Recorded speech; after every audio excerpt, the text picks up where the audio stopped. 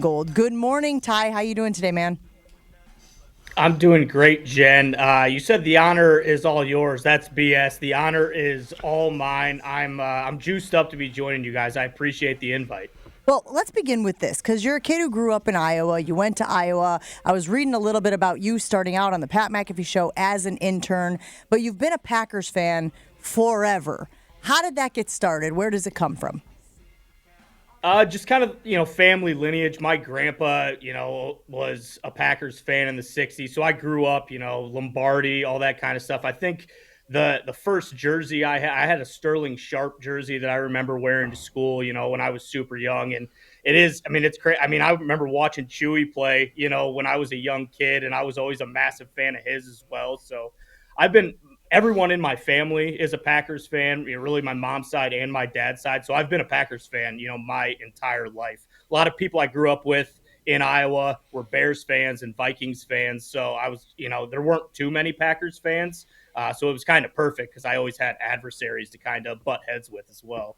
Look at the professional Chewy starting off the show by complimenting you. It's like he knows what works with you.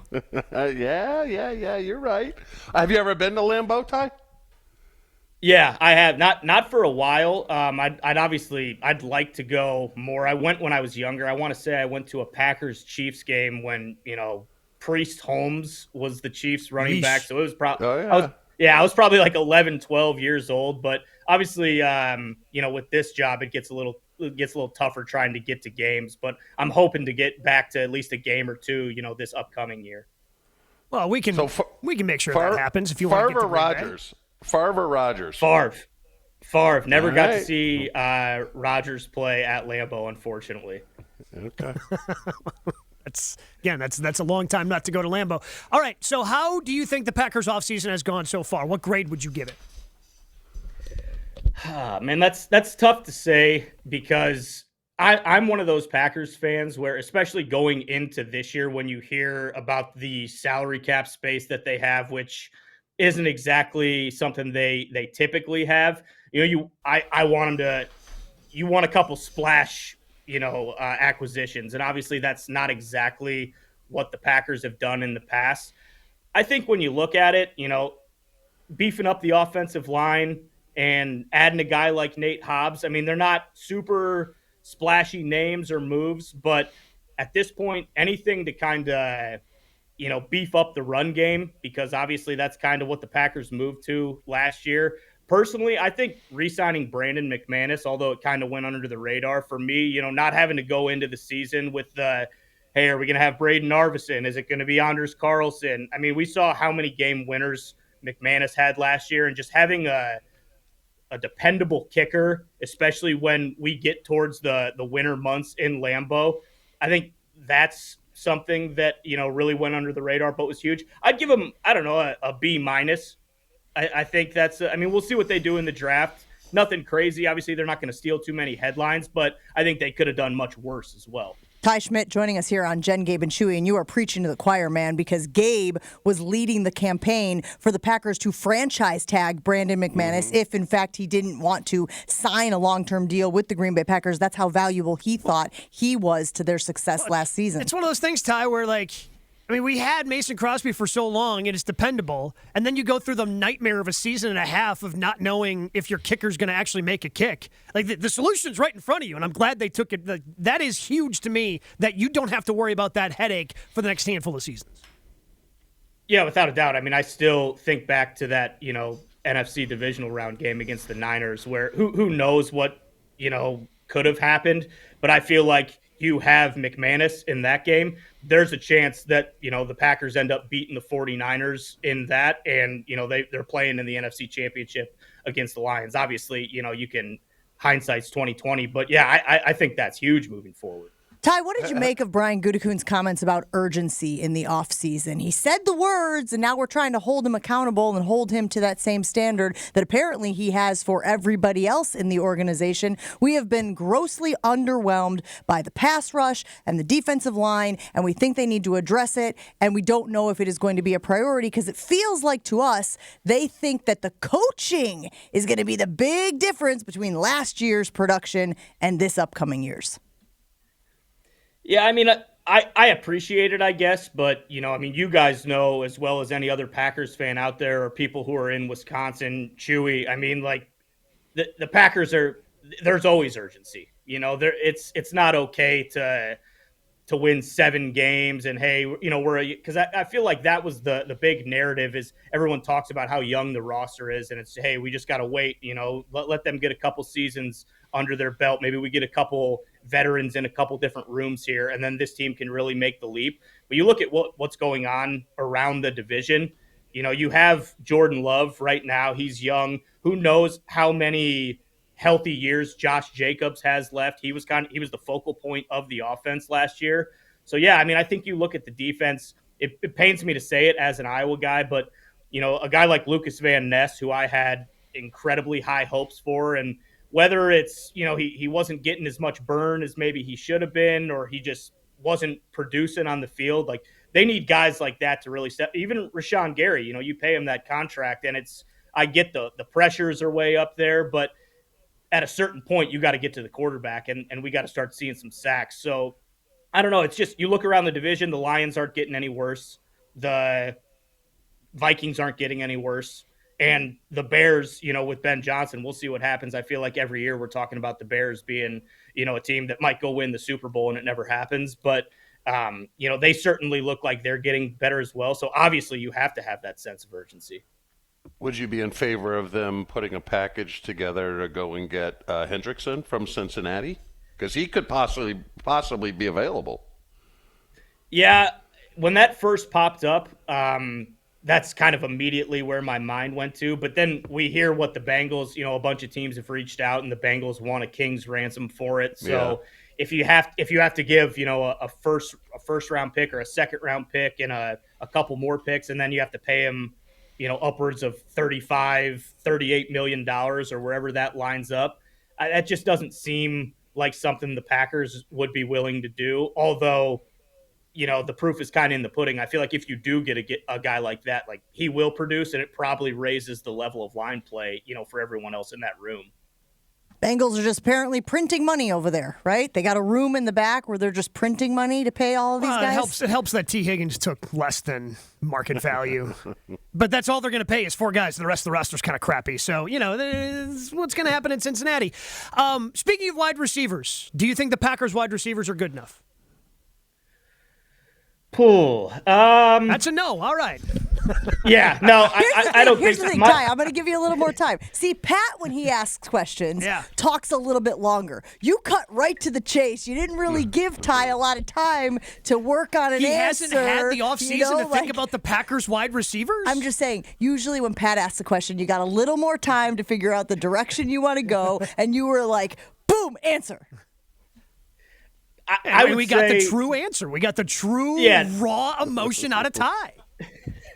No, in the sense of, again, that room is just so young, and I think if you polled all Packers fans, I'm not saying they were going to go out and get, T. Higgins. Obviously, that was never going to happen anyway, or even a guy like Diggs. I know a lot of people wanted them to trade for DK Metcalf, but I think in the position they're in right now, where you have one of the lowest paid receiver rooms in the NFL, it didn't make a whole lot of sense, again, to, trade a bunch of draft capital, giving how well 𝘾𝙀𝙀 has drafted, particularly, at wide receiver. DK Metcalf didn't make sense. I don't love the dangling like McCole Hardman, like that's the big, hey, we're good, we're done.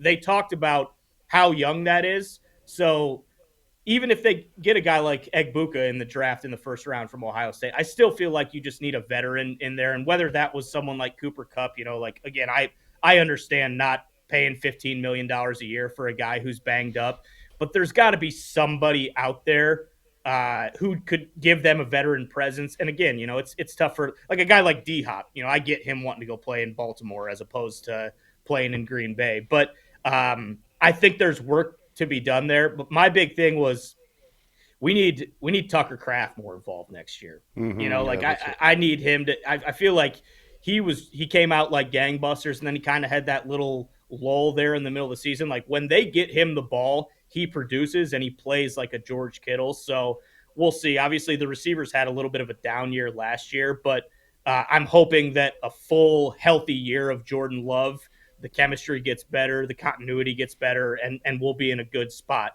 come crunch time. Ty Schmit of the Pat McAfee Show joining us here on Jen, Gabe, and Chewy. All right, Ty, what does your gut tell you about Aaron Rodgers in 2025? I honestly have no idea. My gut says that he'll sign with the Steelers and he's gonna play with the Steelers. I think you look at the other options out there. Like, that's why when people floated the Giants, that never made sense to me. Like, he knows this is the last team he's gonna play for. I don't think he wanted to go through that, not only media circus again, but you're comfortable in New York, so you're going to go play for the Giants and potentially win 4 or 5 games. Like, he doesn't want to go out like that. And then even the Vikings, they're saying that's still a possibility. Me personally, if I were him, I don't know why you would want to do that, because then the bar is set with what Favre did, and he's always going to be compared to that. So if he doesn't go to an NFC championship or knock on the doorstep of the Super Bowl, that's going to be something people are constantly going to point to. And just as a competitor and knowing him a little bit better now, I feel like that's something that would kind of eat at you. It's you tried to follow the Favre career arc and it didn't work out in New York with the Jets, and then you went with Minnesota and you had all this talent and you couldn't get to the NFC championship like he did. I don't know if he wants to go in Favre's footsteps like that. I think the Steelers it makes the most sense. We've heard about his relationship with Tomlin. He loves the game and appreciates the game and the history. The Steelers are obviously a historic franchise. I think when you just look at everything, that makes the most sense. Now, whether he's going to make a decision anytime soon, that remains to be seen. I don't think he will. As a Brett Favre fan, how did you handle when he went to Minnesota? Did you hate him for a couple of years and then love him? Or how tough was that for you as a Packers fan? It was tough, especially when they were kind of routinely beating the Packers' ass when he was playing for him. Like that wasn't easy. But Favre was one of those guys too, where once he was playing, like when you would watch the Vikings play, it's like, man, this is the same guy. It was so hard to hate a guy like that, just because he was so fun to watch and he played just like he did in Green Bay. So it really, I think it struck a nerve at the time, but I was also a little bit younger then, so it's kind of like you don't have as much time to really process it or understand exactly what he was going through. So I didn't love it, especially with the way everything ended in Green Bay. But then when he strapped up the pads and got on the field, it's like, oh man, you can't hate this guy. He's just so much fun to watch. All right, I'm taking a step away from the Packers because there is a big event that is coming up. Cena or Cody? Jesus. Who you got at WrestleMania 41? I'm a Cena guy. Through and through. Listen, I know what he's been saying about the fans. I get it. I was actually in a WWE commercial a few years ago, dressed in full Cena regalia at one of the WrestleManias in New Orleans. Jean shorts so and all? I will be oh yeah, everything. Jean shorts, the full nines. Had to do it. So I'm a Cena guy through and through. I believe we'll be there, so that'll be cool to be in the building for his last WrestleMania. But yeah, I understand everyone loves Cody. There are a lot of Cody crybabies out there, but yeah, there are. I don't care what Cena says about the fans, to the fans. You can say it directly to my face. I will still always ride for John Cena. There's no two ways about it. You guys just trying to derail the segment there with your WWE talk. WrestleMania is a huge event. Okay, hold on. So speaking of, I've seen your Hulk Hogan, I've seen your Lou Holtz, I've seen your 𝘾𝙀𝙀. Can you just walk me through this? How did this start? The impressions. You're not exactly like a Frank Caliendo where you're like practicing like the dialect but you are doing these impersonations, these impressions of these big time personalities. Where did this get started, Ty? I've been doing this since I was probably like 8 years old or so. I have a younger brother and 2 older brothers. So a lot of times when I was younger, my older brothers would have their friends over and they'd kind of just, I don't want to say, just like push me into the center, but like a lot of times I would just like have to entertain them. And that's where some of like the more ridiculous over the top stuff I say, when you're younger like that, I was just kind of looking for like shock and awe laughs. So I've been doing it for a long time, and it's really one of those things where I'll just kind of, if I hear someone, I might, watch a video or two. I'll try to like get into the mood of it in the shower, but you're right. I'm not like a 𝘾𝙃𝙀𝙀𝙀𝙀esque. Like that's not really the play. I really focus more on like the content of what I'm saying. Like there are a lot of people I think who have better overall impersonations, but I never wanted to just do like I'm going to say exactly what this guy says and it sounds just like him. I always thought like I could maybe get a little bit of an edge or be different by being completely ridiculous with what I said in the impression. So I've been doing it for probably like 20 plus years now. What's your favorite one to do? Yeah, there you go. Yeah, what's your best one? Oh, that's a good question. I think a lot of people would. I got a great story for 𝘾𝙃𝙀𝙀. So we had, you would know, Ty, back in the 90s, we had Aaron Taylor, we had Craig, all Notre Dame guys, right? So we had a lineman, Lindsey Knapp. I don't know if you remember. He was a backup, he was a backup guard, probably number 4 in the rotation. So he's 4-year starter at Notre Dame. And they're preparing, this is like 93 or 94 for a big game. And Lindsey's playing guard, 4-year starter, and Coach Holtz sneaks up behind him. So when he breaks the huddle, Lindsey turns and steps on his foot with 7 studs, which hurts. So Coach Holtz is bent over and stuff, and Lindsey goes up to him and goes, "Coach, I'm so sorry I didn't see you there. Are you okay?" And Coach Holtz just looks up to him and goes, "That's okay, Larry." Didn't even know his name after 4 years. So that's Lindsey's nickname to this day in the locker room when we played for him. We just called him, "Hey, Larry." Well, it's funny that you mentioned that story, Chewy, because I go back and you're right. I didn't know the young man's name. He was a good football player. He was tough. He was dedicated. He really, he did everything we asked people to do at Notre Dame. But I see them big cusses on the line of scrimmage, and I tend to just stay away. To be honest with you, I remember that day well because I had a limp for the next 15 years or so, and that is and so maybe he deserved it. Maybe he deserved me calling Larry. I'm glad you guys carried on that legacy. I'll tell you what, if I talked to him today, I'd still call him Larry. Even talking about it right now. What was his real name? I don't even remember. Coach, it was Lindsey. That is so good. Holy cow, is that good. Fantastic work, Ty. We really appreciate you digging into your bag of tricks for us. I really hope that you and the boys make your way up to Green Bay. I know there's been talk about you guys going and not going, but I really hope that we see you there. It would be awesome to have you at Lambeau Field to celebrate Green Bay getting the draft. Before we let you go, what was your reaction when you heard that Green Bay was going to be hosting the 2025 NFL Draft?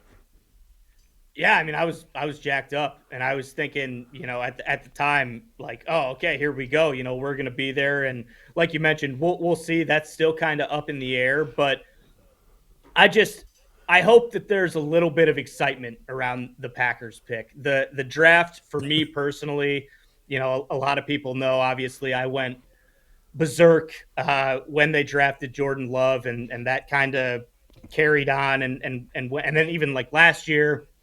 I wanted them to draft Cooper DeJean. It doesn't happen.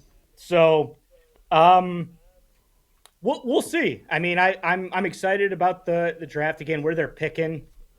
I don't know if there's anything to get, too crazy excited about, but it should be fun. I'm glad that Lambeau and the area around it is going to be able to be showcased, because I think a lot of people who haven't been there or aren't familiar with it will be really interested to see how cool that is. So fingers crossed we'll be there, but I'm really looking forward to it. Ty, we cannot thank you enough for hanging out with us, man. You represent the Packers fan base so well on a show that has a huge audience, and there's only a few guys. I was telling the guys earlier, man, you got the Steelers represented, you got the Patriots represented, and every single day the Green Bay Packers are represented on that stage.